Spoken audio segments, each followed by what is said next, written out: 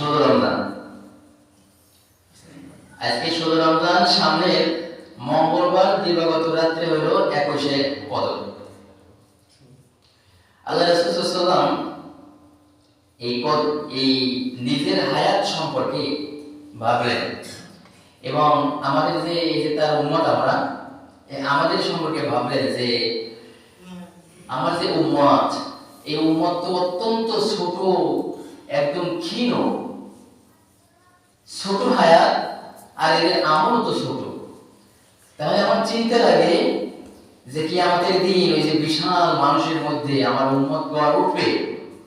তো যারা 900 বছর বাঁচছেন দুনিয়াতে, 1000 বছর, 2000 বছর, এরকম শত শত বছর যারা দুনিয়াতে বেঁচে রয়েছে, তারা তো ইবাদত করছেন, সেরকম হাজার হাজার শত শত বছর ধরে ইবাদত করছেন, তাই না? তো আল্লাহ রাসূল সাল্লাল্লাহু আলাইহি ওয়াসাল্লাম মনে করলেন যে আমার যে 40 বছর, 50 বছর, 60 বছর, 100-র ভিতরে ঘুষ উম্মত, এদের আমল নিয়ে আমি কেমনি আল্লাহর কাছে কিয়ামতের দিন উঠবো, আমার লজ্জা লাগবে। তো এই নিয়ে আল্লাহ রাসূল অনেক ভাবলেন। আল্লাহ রাসূল সাল্লাল্লাহু আলাইহি ওয়াসাল্লাম আমাদের কিন্তু অভিভাবক, আমাদের গার্ডিয়ান, মহান জাতি। এই ভাবনার পরে, এই গবেষণার পরে আল্লাহ